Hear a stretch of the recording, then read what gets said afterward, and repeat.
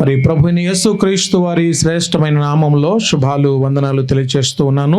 First of all, I would like to thank God for this wonderful opportunity. మరి మొట్టమొదటిగా మరి యొక్క మంచి అవకాశాన్ని బట్టి నేను దేవుని స్తుతిస్తూ ఉన్నాను, దేవుని ఘనపరుస్తూ ఉన్నాను.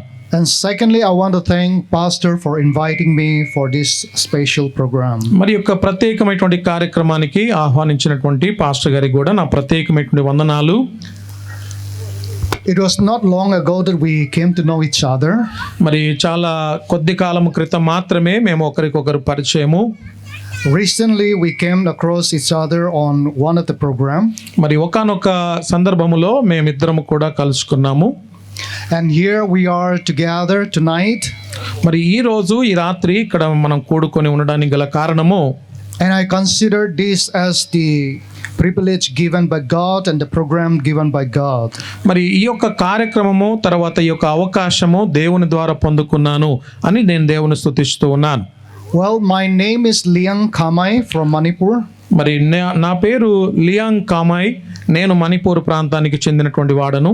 I've been down here in Hyderabad for almost 12 years. మరి 12 సంవత్సరాల నుంచి హైదరాబాదు ప్రాంతంలో నేను నివాసం ఉంటూ ఉన్నాను.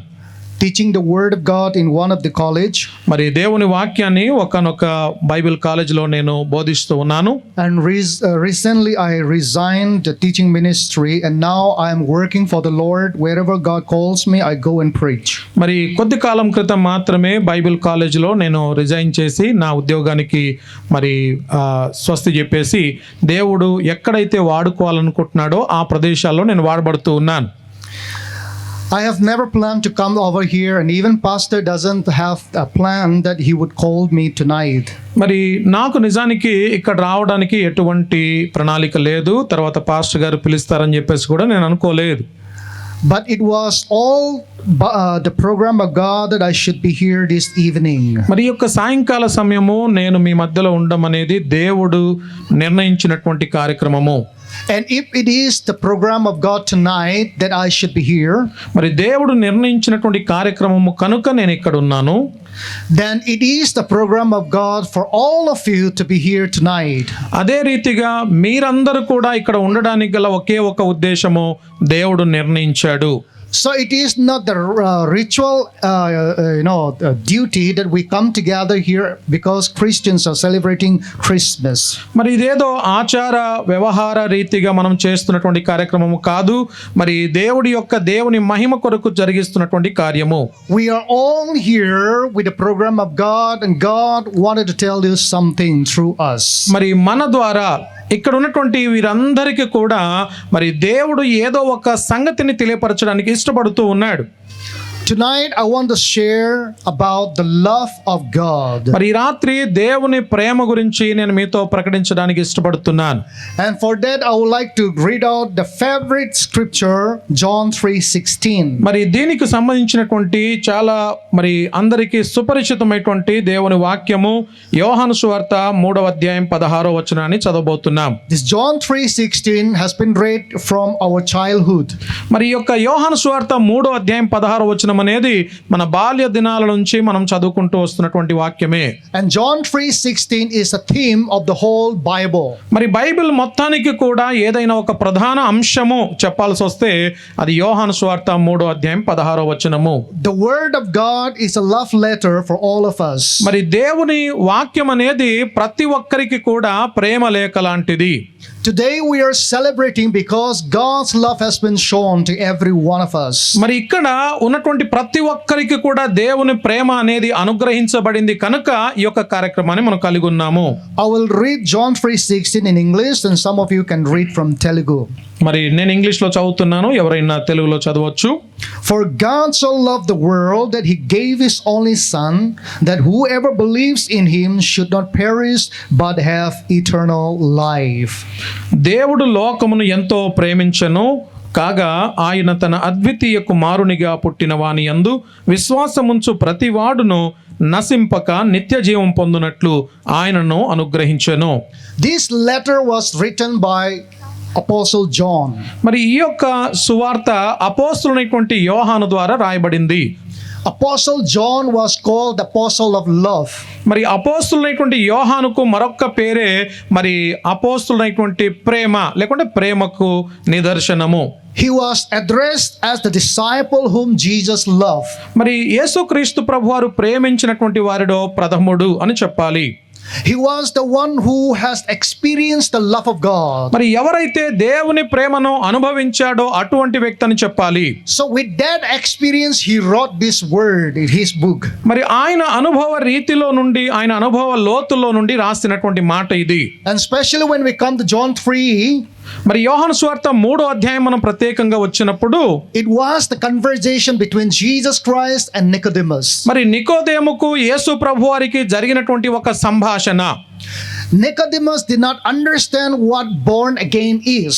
మరి నికోదేము అనబడుతున్నటువంటి ఈ వ్యక్తికి క్రొత్తగా జన్మించడం అంటే ఏంటో అతనికి తెలియదు. Jesus Christ was actually trying to explain him that born again means living a new life. మరి యేసుక్రీస్తు ప్రభువారు నికోదేము గారికి తెలియజేస్తున్నటువంటి విషయం ఏంటంటే మరి తిరిగి జన్మించడము అంటే నూతనమైనటువంటి స్వభావముతో బ్రతకడము అని చెప్తూ ఉన్నాడు. And that new life has to come through me. మరి ఆ నూతన జీవితం అనేది నా ద్వారా రావాలి. And Nicodemus did not understand. నికోదేముకు నిజానికి మాటలు అర్థం కాలేదు. So Jesus Christ said, just like Moses has lifted up the brazen serpent in the wilderness, మరి అరణ్యములో మోషే ఇత్తడి సర్పమును ఏ విధంగా ఎత్తి చూపించాడో ఆ రీతిగా ఎత్తాడు అని యోహాను అతనికి తెలియచేశాడు. and those who have been beaten by the snake, by faith they look at the brazen serpent and they were healed. మరి ఎవరైతే ఆ యొక్క తాపకరమైనటువంటి విష సర్పాల చేత కాటు వేయబడ్డారో వారందరూ కూడా నిదానించి ఆ యొక్క ఎత్తబడినటువంటి ఆ సర్పము వైపు చూశారు. So also the Son of Man should be lifted up on the cross. మరి అదే రీతిగా కుమారుడైనటువంటి యేసుక్రీస్తు ప్రభువారు ఆయన కూడా సిలువలో ఎత్తబడాలి. Now Nicodemus understood that Jesus Christ came to die for all of us. మరి నికోదేముకు అర్థమైనటువంటి విషయం ఏంటంటే ప్రభువైన యేసుక్రీస్తు వారు ఈ లోకానికి అందరి కొరకు మరణించడానికి వచ్చాడని. But he has this question, how can God die for us? మరి అతనికి ఒక ప్రశ్న ఉన్నది ఏంటంటే దేవుడు ఏ విధంగా అందరి కొరకు మరణించగలడు? Actually that was the question even lingering in my heart, how can God die for human being? మరి అదే ప్రశ్న నా జీవితంలో కూడా నాకు కూడా పదే పదే అది తిరుగుతున్నటువంటి మాట నా మనసులో, దేవుడు మనిషి కొరకు ఎలా చనిపోగలడు? We know even in different religions we know that God incarnated in human form. మరి ఇతరత్ర మతాలలో ఉన్నటువంటి విషయము కూడా మనం చూస్తాం ఏంటంటే దేవుడు మానవుడు కావడం అనేది అది ఆ సంగతులు కూడా మనం చూస్తాము. But our Bible says this God chose to die for human being. కానీ బైబిల్ దేవుడు మానవులందరి కొరకు మరణించినట్టుగా మనం చూస్తూ ఉన్నాం. How can it be that my Lord should die for me? మరి నా ప్రభువు నా కొరకు ఆయన ఎలా చనిపోగలడు అనుకుంటున్నాడు నికోదేము. When Nicodemus was having this question in his mind, నికోదేము తన జీవితంలో ఇటువంటి ప్రశ్న ఎప్పుడైతే కలిగి ఉన్నాడో then God, Jesus Christ said in John 3:16, మరి అప్పుడు యేసుక్రీస్తు ప్రభువారు తన వాక్యములో మరి చూపించినటువంటి మాట ఇప్పుడు మనం చదివాము. He said, because God so loved the people of the world. ఎందుకు ఆయన మరణించాడు అని చెప్పేసి అంటే దేవుడు లోకమును ప్రేమించాడు గనుక తన మనుషులందరి కొరకు మరణించాడు. So he chose to die for human being. అందుకనే మానవుల కొరకు మరణించడం కొరకు ఆయన నిర్ణయించుకున్నాడు. God actually was trying to show his love toward human being. మరి మానవుల పట్ల దేవుడు తన ప్రేమను వెల్లడిపరచడానికి ఇష్టపడుతూ ఉన్నాడు. But man did not understand the love of God. కానీ దేవుని ప్రేమ మానవుడు అర్థం చేసుకోలేనటువంటి రీతిలో ఉన్నాడు. When man was created, the Bible says we are created in the likeness of God. మరి బైబిల్ తెలియజేస్తున్నటువంటి మాట ఏంటంటే మనమంతా కూడా దేవుని స్వరూపములో ఆయన పోలిక చొప్పున మరి నిర్మించబడ్డాము అని. One of the likeness of God is love. దేవుని యొక్క పోలిక అన్నప్పుడు ఆ పోలికకు మరొక పేరే ప్రేమ. So man was expected to love God and to love each other. మరి దేవుడు మానవుని దగ్గర కోరుకుంటున్నటువంటి విషయం ఏంటంటే, ఒకటి దేవుని ప్రేమించాలని ఆయన కోరుకుంటున్నాడు, రెండోదిగా ఒకరినొకరు ప్రేమించుకోవాలని చెప్పేసి దేవుడు కోరుకుంటూ ఉన్నాడు. God tried his possible ways to show the love of God, but man failed to understand మరి it. దేవుడు తన ప్రేమను వెల్లడిపరచడం కొరకు అనేక రీతులుగా ఆయన ప్రయత్నం చేశాడు, కానీ మానవుడు మాత్రం దేవుని ప్రేమను అర్థం చేసుకోవడంలో విఫలము చెందుతూనే ఉన్నాడు. Now Jesus Christ, the second person of the triune God, chose to come down here on earth and to show his love toward people. మరి త్రిత్వములో రెండవ వ్యక్తిగా ఉన్నటువంటి ప్రభువైన యేసు క్రీస్తు వారు ఆయన మానవులందరి కొరకు మరణించడం కొరకు నిర్ణయించుకున్నాడు. He came here to show God's love. మరి ఆయన దేవుని ప్రేమను మనుషులకు చూపించడానికి వచ్చాడు. And the love of God in the brief we can see from John 3:16. మరి యోహాను సువార్త 3:16 నుంచి మనం చూస్తాం ఏంటంటే దేవుని ప్రేమ ఎటువంటిదో. When I was teaching in the Bible college, నేను బైబిల్ కాలేజీలో మరి బోధిస్తున్నటువంటి రోజుల్లో I preached from John 3:16 for 2 months. మరి యోహాను సువార్త 3:16 నుండి దాదాపుగా 2 నెలలు నేను బోధించాను. But I cannot stop preaching the love of God from John 3:16. కానీ యోహాను సువార్త 3:16 నుంచి దేవుని ప్రేమను బోధించడం మాత్రం ఆపలేదు. One of the hymns writer says, ఒక మరి పద్య భాగపు రచయిత చెప్తున్నటువంటి మాట, the hymn name is the love of God. మరి దేవుని ప్రేమ అనబడుతున్నటువంటి ఒక పద్యములో నుండి, Even if all the sky be the pepper, మరి ఒకవేళ ఆకాశమంతా కూడా పేపర్ అయిపోతే, and if the ocean be the ink, మరి సముద్రాలన్నీ కూడా పెన్నులో ఉండేటటువంటి ఇంకుగా మారితే, and if all the branches of the tree be a pen, మరి ప్రపంచంలో ఉన్నటువంటి చెట్లన్నీ కూడా ఒక మనం రాసేటటువంటి కలము పెన్నులాగా మారిపోతే, and if all the people of the world started to write the love of God, మరి ప్రపంచంలో ఉన్నటువంటి ప్రజలందరూ కూడా మరి దేవుని ప్రేమ గురించి రాయడం మొదలు పెడితే, the heavens cannot contain the love of God. దేవుని ప్రేమను మరి భరించడం అనేది, దేవుని ప్రేమను వర్ణించడం అనేది ప్రపంచానికి సాధ్యము కాదు. We miss to understand the love of God. దేవుని ప్రేమను అర్థం చేసుకోవడంలో మానవుడు విఫలం చెందుతూ ఉన్నాడు. That is why to this day Jesus Christ was born, so that man will know the love of God again. మరి దేవుని ప్రేమను తిరిగి పొందుకోవడం కొరకు, దేవుని ప్రేమను అర్థం చేసుకోవడం కొరకు దేవుడు తిరిగి మానవుడిగా ఈ లోకానికి జన్మించాడు. Even if I have to preach the whole night, I cannot stop preaching the word the love of God. ఒకవేళ ఈ రాత్రంతా కూడా నేను దేవుని వాక్యం బోధించినా కానీ ఆ బోధలో నుండి దేవుని ప్రేమను బోధించకుండా ఉండలేను. But just in 3 points, I just want to bring the love of God from John 3:16. మరి యోహాను సువార్త 3:16 నుంచి ఒక 3 ప్రాముఖ్యమైనటువంటి విషయాలను మీతో పంచుకోవడానికి ఇష్టపడుతున్నాను. Number 1, God's love is universal. మరి దేవుని ప్రేమ అనేది విశ్వవ్యాప్తమైనది. మొదటి అంశముగా దీన్ని జ్ఞాపకం చేసుకుందాము. It says, for God so loved the world. మరి ఇక్కడ చెప్పబడుతున్నటువంటి మాట, దేవుడు లోకమును ఎంతో ప్రేమించాడు. The Bible did not say that God loved only his disciples. మరి బైబిల్ తెలియజేయట్లేదు కేవలము ఆయన శిష్యులను మాత్రమే యేసు ప్రభువారు ప్రేమించాడు అని చెప్పట్లేదు. And the Bible did not say that Jesus Christ loved only his Jewish people. మరి యూదులను మాత్రమే యేసుక్రీస్తు ప్రభువారు ప్రేమించాడని బైబిల్ చెప్పట్లేదు. But it says God loves the people of the world. మరి ప్రపంచంలో ఉన్నటువంటి ప్రజలందరినీ కూడా దేవుడు ప్రేమించాడని బైబిల్ తెలియజేస్తా ఉంది. God's love is universal. It can also mean that God's love is limitless. మరి దేవుని ప్రేమ అనంతమైనది, ఎటువంటి హద్దు లేనటువంటి ప్రేమగా మనం చూస్తూ ఉన్నాం. There is no boundary in the love of God. దేవుని ప్రేమకు ఎటువంటి హద్దు అనేది మనకు కనిపించదు. We have a limit in our love. మన జీవితాలలో లేక మన ప్రేమలలో హద్దు అనేది కలిగి ఉంటాము. We have a boundary like your people and my people. మరి మనకు కొన్ని హద్దులు ఉంటాయి. నా ప్రజలు, మీ ప్రజలు అనేటటువంటి ఆ హద్దులు కలిగి ఉంటాము. There is a difference between my son and your son. మరి ఖచ్చితంగా నా కుమారుల మధ్యలో మీ పిల్లల మధ్యలో ఆ వ్యత్యాసం అనేది మనం చూస్తాము. God doesn't have any partiality. కానీ దేవుని ప్రేమలో మాత్రము ఎటువంటి వ్యత్యాసం మనం చూడము. He loved every one of us equally. ఆయన ప్రతి ఒక్కరిని కూడా సమానముగా ప్రేమిస్తూ ఉన్నాడు. And tonight God has sent me to this place to tell you that God loves you equally. మరి ఈ రాత్రి దేవుడు నన్ను ఇక్కడ పంపించినటువంటి ప్రాముఖ్యమైన ఉద్దేశం ఏంటంటే దేవుడు నిన్ను కూడా సమానముగా అందరితో పాటు ప్రేమిస్తున్నాడని చెప్పడానికి. There is no difference between rich and poor. మరి ఎటువంటి భేదాభిప్రాయాలు లేవు ఒక ధనవంతునికి బీదవానికి. There is no difference between the kings and the slaves. ఒకవేళ రాజుకు తర్వాత బానిసకు ఎటువంటి వ్యత్యాసం కనిపించదు. There is no difference between high caste and the low caste. ఒకవేళ ఒక ఎక్కువ కులం అతనికి తక్కువ కులం అతనికి ఎటువంటి భేదాభిప్రాయాలు లేవు. So he was born to show to us that his love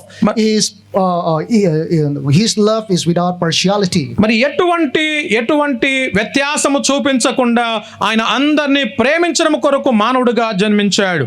Tonight he has sent this message to every one of us individually and he said, I love you. మరి ప్రతి ఒక్కరికి ఇక్కడ ఉన్నటువంటి ఒక్కొక్క వ్యక్తి కొరకు దేవుడు పంపించినటువంటి ఒక మరి వార్త ఏంటంటే ఒక్కొక్కరిని దేవుడు ఇక్కడ ప్రేమిస్తూ ఉన్నాడు. Yes, Jesus Christ loves every one of us who are sitting over here and who are hearing this word. మరి ఈ రాత్రి ఇక్కడ కూర్చున్నటువంటి ఒక్కొక్కరిని కూడా ప్రభుని యేసుక్రీస్తు వారు ప్రేమిస్తూ ఉన్నాడు. And we are all here to celebrate the love of God. ఇక్కడ మనం అంతా కూడా కూడుకున్నది ఏంటంటే దేవుని ప్రేమను మనము ఉత్సాహంగా మరి సెలబ్రేట్ చేసుకోవడానికి ఉన్నాము. God's love is universal. It can also mean that his love is unconditional. మరి దేవుని ప్రేమ దేవుడు ప్రేమించాడు లోకమును అంటే దాని అర్థం ఏంటంటే ఎటువంటి హద్దు లేకుండా ప్రేమించాడని. There is no condition applied for the love of God. మరి ఎటువంటి షరతులు లేకుండా దేవుడు ప్రేమించాడు. God never said that if you do this one I will love you more. మరి ఒకవేళ నీవు నా కొరకు ఇది చేస్తే నేను ఇంకా నేను ఎక్కువగా ప్రేమిస్తానని ఆయన చెప్పలేదు. God did not start to love me when I came to him. మరి Not start to love me only when I came to him. నేను ఆయన దగ్గరకు వచ్చినందుకు మాత్రమే యేసుక్రీస్తు ప్రభువారు నన్ను ప్రేమించట్లేదు. He was loving me even when I was in the darkness. మరి నేను ఎప్పుడైతే చీకట్లో ఉన్నానో నా చీకటిలో ఉన్నటువంటి పరిస్థితుల మధ్యలో కూడా యేసుక్రీస్తు ప్రభువారు ప్రేమిస్తూ ఉన్నాడు. We have a wrong conception here.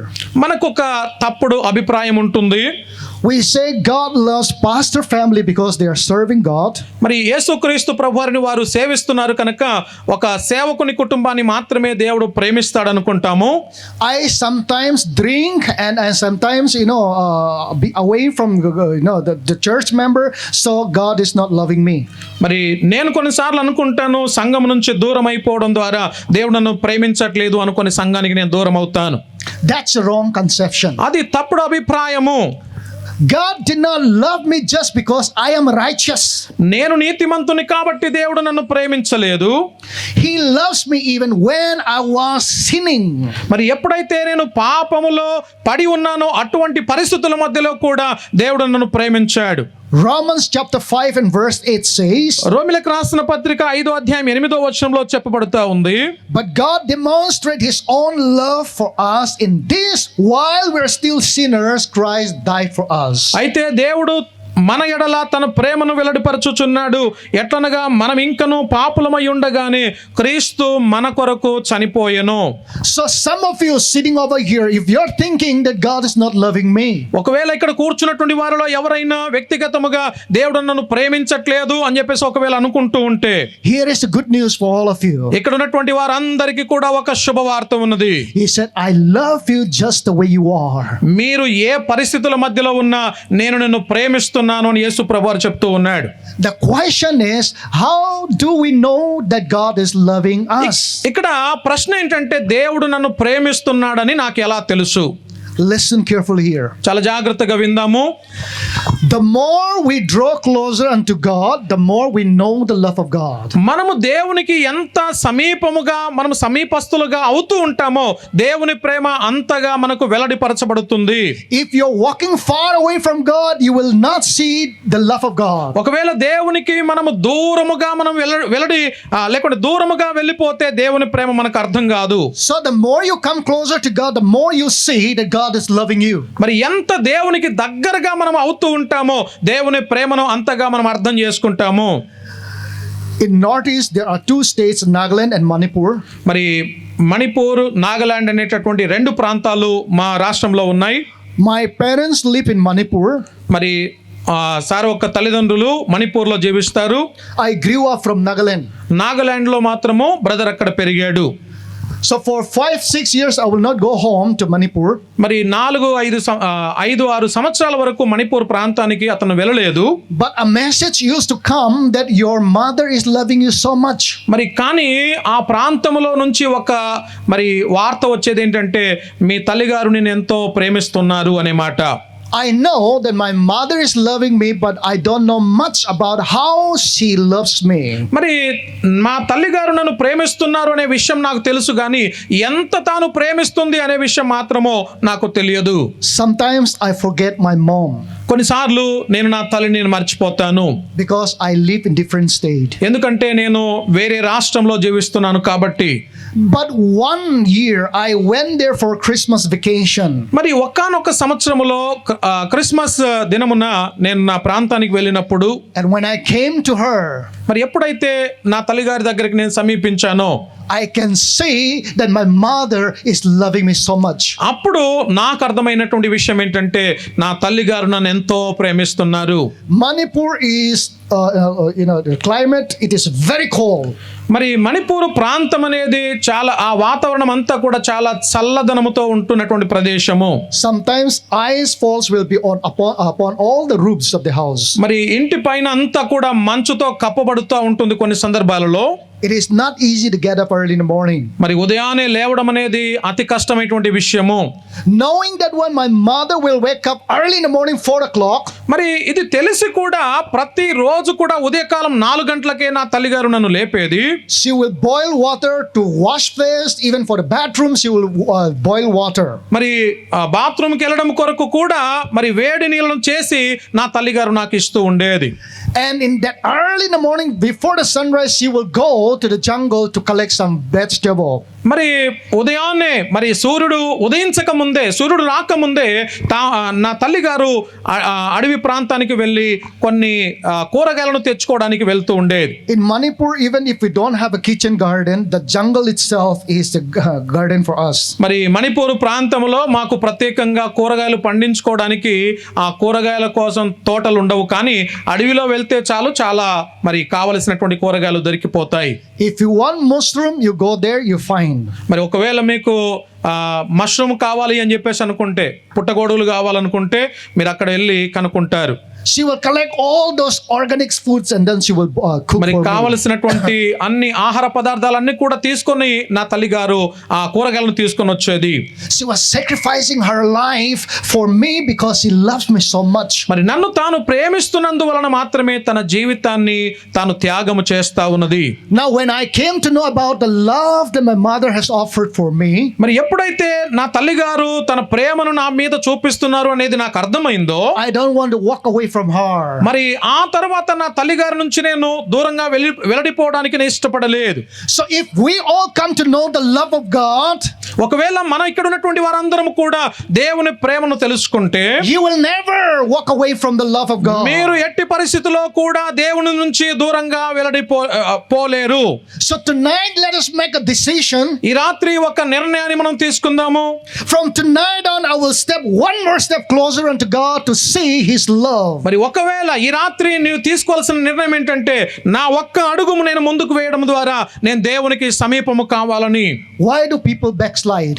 ఎందుకు మరి వ్యతిరేకులుగా ప్రజలు మారిపోతూ ఉన్నారు? Because they did not know the love of God fully. ఎందుకు అంటే దేవుని ప్రేమ వారికి సంపూర్తిగా అర్థం కాలేనందువలన. Once you come to know the love of God, ఎందుకు మనము దేవుని ప్రేమను ఇంకా ఎందుకు దేవునికి దగ్గరగా కావడం ద్వారా ఆయన ప్రేమను అర్థం the చేసుకోలేము? Bible says, who can separate us from the love of God? Bible తెలియజేస్తున్నటువంటి మాట ఏంటంటే, మనల్ని విడబాసేది ఈ లోకములో ఏది అని చెప్పేసి తెలియజేస్తా ఉంది. Have you experienced the love of God? ఈ రాత్రి దేవుని ప్రేమను నీవు అనుభవించావా? Have you experienced that God loves you so much? దేవుడు నిన్ను చాలా ప్రేమిస్తున్నాడు అనేటటువంటి సంగతిని ఈ రాత్రి నువ్వు అనుభవించావా? You might be celebrating Christmas for 5 years, 10 years, or 30 years. ఒకవేళ 5, 10, 20, 30 సంవత్సరాల నుంచి నువ్వు క్రిస్మస్ ని సెలబ్రేట్ చేసుకుంటూ ఉండొచ్చు. But have you really come closer to God and knew His love, that He loves you so much? కానీ ఆయనకు సమీపముగా వచ్చి ఆయన దగ్గర మోకరిల్లి, దేవా ఇదిగో నీ ప్రేమ నాకు అర్థమైంది అని చెప్పుకునే స్థితిలో మనం ఉన్నామా? And for some of you who never know Jesus Christ, ఒకవేళ ఎవరికైనా ప్రభువైన యేసు క్రీస్తు వారు అర్థం కాకపోతే, He did not introduce another religion here on this earth. ఆయన ఈ లోకం మీద ఒక మతాన్ని స్థాపించడం కొరకు రాలేదు. He just came to say that I love you, I want you back. మరి ఆయన ఈ లోకానికి వచ్చినటువంటి ఏకైక కారణము, నేను నిన్ను ప్రేమిస్తున్నాను, నీవు నా వైపు తిరిగి ఉండు అని చెప్పడానికి.